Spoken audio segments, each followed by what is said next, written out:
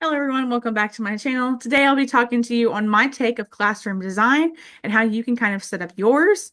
Um, I really want to be talking to you about how you can promote a warm, inviting classroom learning environment that'll be positive and really foster a love of learning for your classroom, and especially for student experiences in their learning. Before I get started, please don't forget to like and subscribe if you haven't already done so.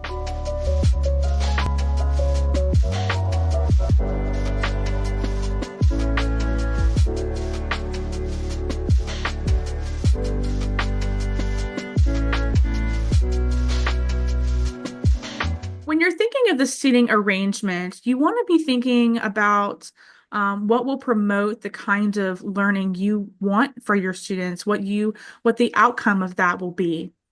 For me, I kind of want students in groups or teams because it's going to promote classroom community. But I also want kind of plenty of space for them to kind of like move around. And if I need to change that arrangement further for like, say, a different activity, need be, especially like discussions or something like that. I have seen in my experiences as a student teacher, where teachers have rows, but in a circle, kind of like seating arrangement, or they're placed into groups. Um, the seating may be the last thing that you do in your classroom, because the way that your classroom is set up, and that is fine. But seating was like one of the first things that I considered about making the design for my classroom. You're definitely going to want to look at the layout of your classroom. That's really going to affect your seating as well.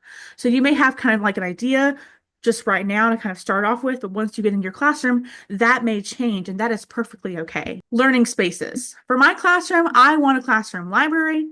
I think this really promotes not just reading, but student engagement, classroom community, and just learning different subjects.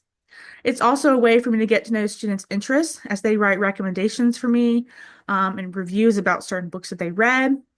And I have a video about this that talks about further how you can set up your classroom library. And I will link that down below if you're interested in that. I also want various learning centers like math or social studies or science, especially where students can participate in various different activities, for like an extended time to really build critical thinking skills, especially about a particular concept that they learned about. When you think about your learning environment, you want to think about how you can best represent your students, how you can really make the learning environment positive for them. Um, I want to have spaces in my classroom where I show student work, display areas where they can keep their belongings, of course, and kind of promotes their interest. Anchor charts, images, quotes, I am all for that. I also plan to have like kind of like a calming area in the room for my students if they just need like a mental break. I've kind of seen that as being really helpful for students, especially in my student teaching experiences. I want to make sure that my environment will promote classroom community, where students will want to work together and consider this not just my classroom, but their classroom, so it's our classroom. I also want to make sure that the environment is organized, a place where students can set goals, a place up front so that I can hold class meetings, or small group sessions. And of course, I want to make sure that my environment is welcoming and safe, not just for students, but for parents, and other school members as well. You get started with all this. The first thing to think about is your classroom management. This kind of goes beyond your behavior plan. This goes with like your procedures, your routines, your transitions, classroom community as well. So spaces to kind of promote engagement, discussions, how will students kind of work together?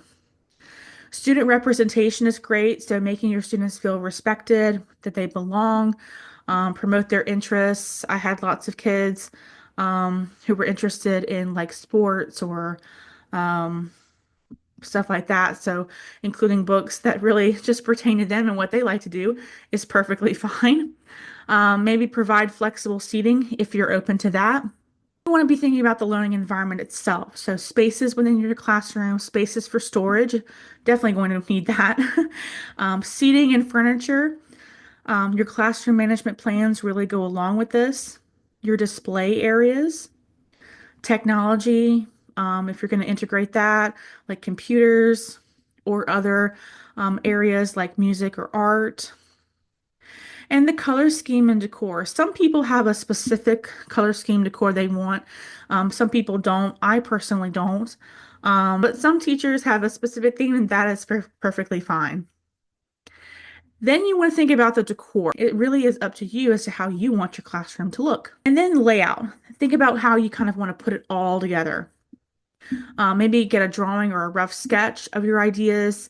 Um, find resources to really help you plan this one. I have a free classroom design checklist down below that really can help you kind of get started with this. They say the first day in a classroom is the most critical day because it kind of sets the tone for like how your entire year will kind of play out. And that's very true. The moment your students walk in, will really set the foundations for all the learning that takes place in there. So it's important to consider how you will promote a really good learning environment for them, a space for social interactions, adapting learning styles, and creating an effective environment for your class. I hope you found this video helpful and it gives you lots of creative ideas for you to just kind of think about what you really want in your own classroom. Don't forget to access the freebies down below that I have for you, and I hope you have a wonderful day.